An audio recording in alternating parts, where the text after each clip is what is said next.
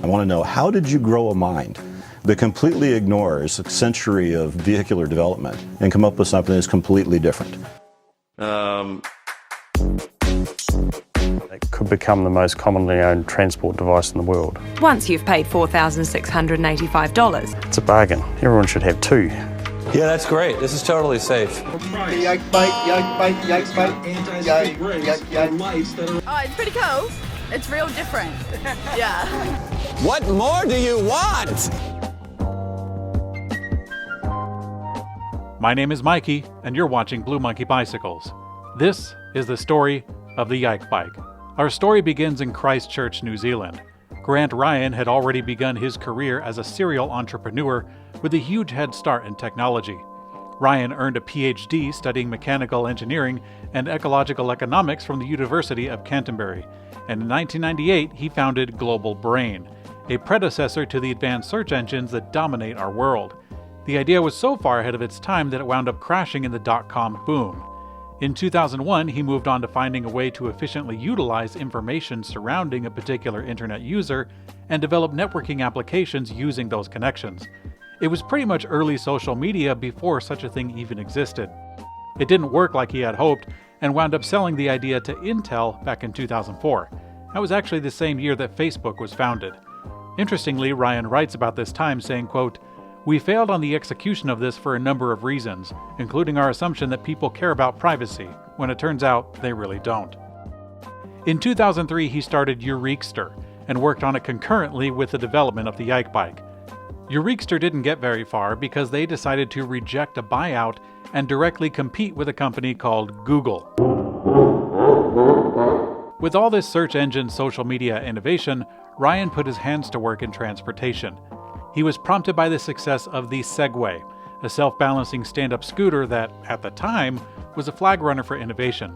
In practical terms, the Segway was too expensive and cumbersome for most people, and with this spark, Ryan set out to reinvent the bicycle literally in every way. He teamed up with a fellow Canterbury graduate, Pete Higgins. Higgins had graduated in engineering at the same time as Ryan and likely knew each other from classes.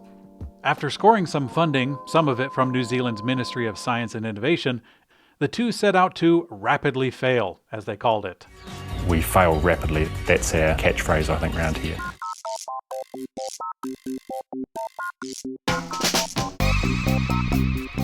Between 2004 and 2009, they burned the midnight oil, trying out skateboard wheels, cordless drills, vertical handlebars, telescoping seats, folding hinges, steel, and carbon fiber. All their countless hours in the garage resulted in the smallest, lightest bike possible. In May of 2005, Ryan applied for a new company under the name Project Garlic Limited. The name was inspired by the Segway, which used the codename Project Ginger. As far as I can tell, Ryan and Higgins didn't have a name for the bike until other people got on and tried to ride it. Ryan recounts some of them saying "yikes," and therefore it became the YikeBike. After making a new company called YikeBike and incorporating into the previous Garlic Limited, the two gathered an inordinate amount of additional funding because they were about to travel the world and rub elbows with the biggest media names at the time. The YikeBike was now aiming to be the most common transportation device on the planet. Perhaps they thought it would swallow the bike market, the car market, early adopters, and start a new commuter market all at once. This isn't out of the question.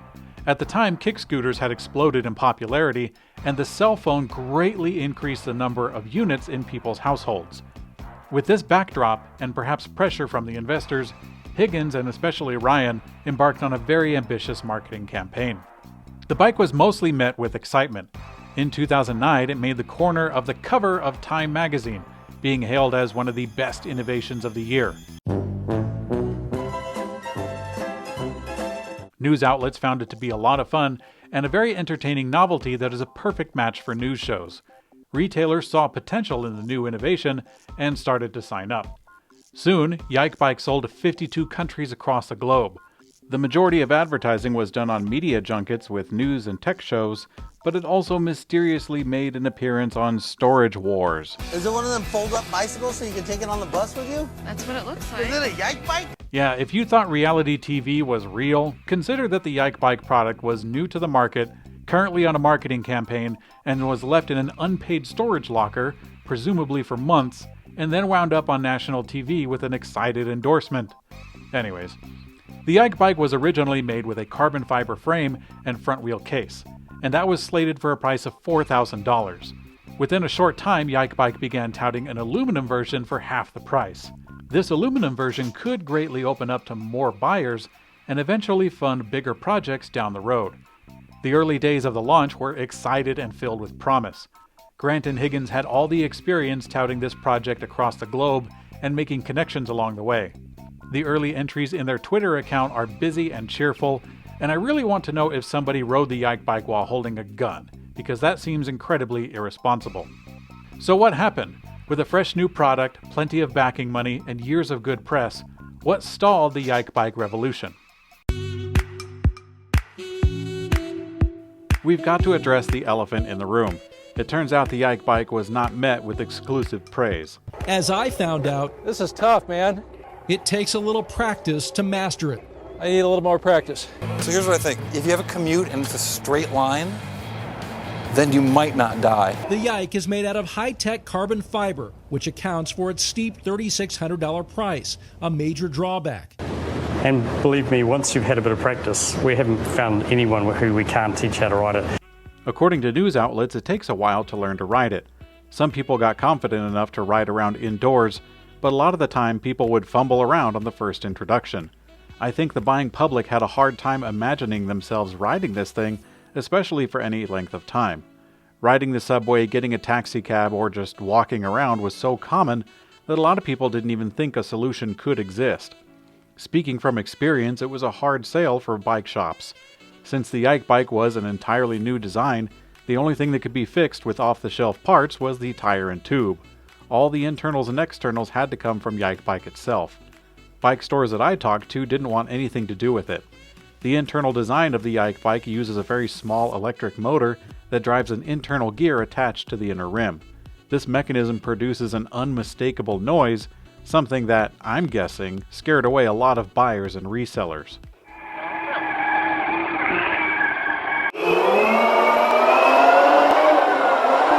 Nice and relaxed. That's it.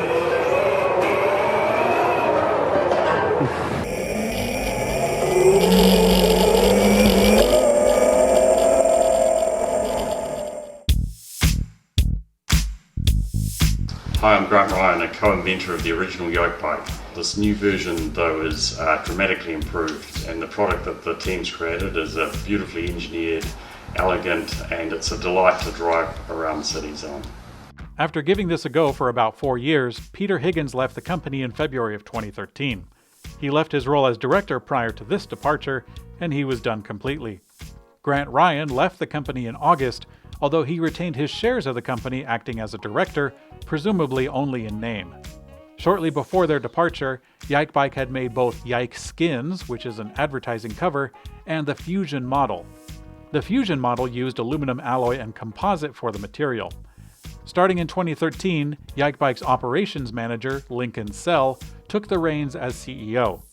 Lincoln began engaging the market through social media. Now, what happened next is unclear, but it seems like the cost shot through the roof. During this time, I was told that within the industry, costs of materials had gone down.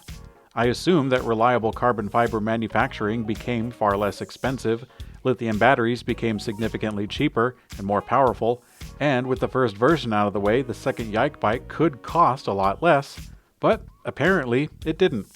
YikeBike launched a Kickstarter campaign for the new model, and the campaign successfully funded to the tune of $124,000. The second generation of YikeBike had some needed improvements. The seat was improved, the handlebars raised, and the batteries were higher energy density. On the aluminum version of the Model V, the rear leg of the frame has a more pronounced angle, and it has very clear welding points. It also included an option for 2 rear wheels instead of just 1. This attachment was made to make it less intimidating to learn, and it also adds the capacity to carry a standing passenger.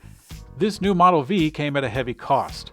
Although it was advertised on Kickstarter as being $2,000 off the regular retail price, that regular retail price shot up. The aluminum Model V carried an MSRP of $5,495, and the carbon fiber Model C was now listed for $7,995.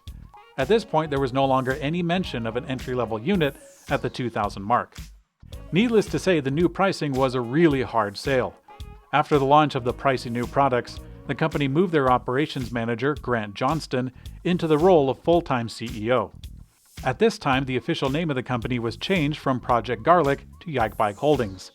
Stepping into the role, Johnston looked to expand their presence while sitting on a large amount of stock that went unsold. Imagine that.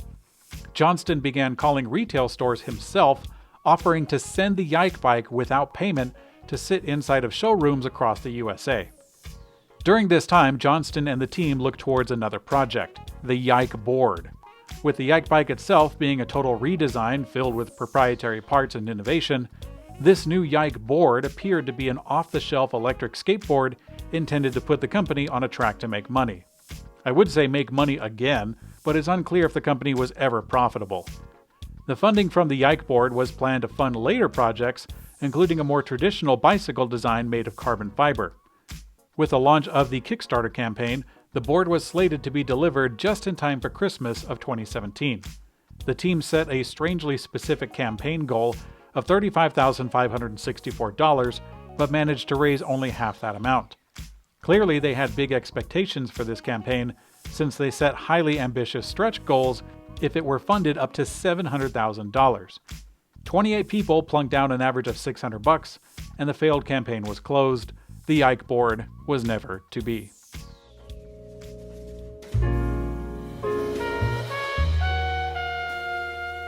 Immediately before the Yike Board campaign, Johnston quit the company entirely and went to work in another industry. Around the same time, Grant Ryan officially left his background role as a director of YikeBike Holdings, and he even gave up all his shares of the company. Lincoln Sell resumed his role of part-time CEO, and it seems that someone on the team started to care less and less about the company's professional image. YikeBike Holdings ceased any official business with shareholders, only filing annual returns uninhibited for 5 years in a row. YikeBike recalled as many retail units as they could, and as of now, YikeBike hasn't posted on social media in over 2 years. The main website is eroding, as evidenced by the owner's manual page going up to a 404. The website advertises in big letters on the front page that the entirety of the business is for sale. However, I tried sending a message and it didn't go through. One lucky investor could purchase the entire intellectual property, stock, manufacturing, tooling, and the kitchen sink, but they might need to send a paper letter to the current address down in New Zealand. In 2013, Peter Higgins put his engineering skills to work, but hasn't professionally worked on bikes ever since. Grant Ryan went on to start Pure Pods, a miniature tourism rental placed on private land. After that, he went on to his current role founding the Cacophony Project, which aims to revitalize New Zealand's once vibrant bird population. A year and a half ago, Lincoln Sell joined Grant on this bird project, although he is still listed as the YikeBike CEO. According to YikeBike, in the end about 2,000 bikes hit the streets, but it's unclear how many of those actually sold to money to end users, and how many were retailer stock or media units that never got returned. The YikeBike was way ahead of the game, and also out of its league at the same time. When it was released, electric bikes were heavy tanks, and mass adoption was still about 10 years away. Although the YikeBike was incredibly small, lightweight, and useful in certain situations, the learning curve and social barriers proved to be too great, and the high price of the second version proved insurmountable. The way I see it, YikeBike didn't stand a chance at the end price that they were asking. I've heard a lot of people tell me that the YikeBike looks like a toy or a novelty that isn't serious, and the $5,000 to $7,000 MSRP would be hard to justify with that opinion. If YikeBike was able to get a $2,000 product out the door, I think it would have gone much better for the company. I don't think they would have reached their big goal of being more common than a car, but I think it would have been better for the team. Whatever happened after the first version must have been big, because the second team got dealt a really bad hand. I think it was a good move to try skateboards or bikes because of the product challenges of the YikeBike, and it's too bad that they got funneled into just the YikeBike after the campaign failed. In preparation for the video, I got a hold of a YikeBike for myself. That means there's around 1,999 out there somewhere. I'll be doing a full-blown product review at some point in the future, trying to analyze this device from the perspective of the target buyer. Let me know what you think of this video. I don't normally make this style, but the inspiration came and carried me until the video was done. Thanks for watching Blue Monkey Bicycles, and I will see you on the later.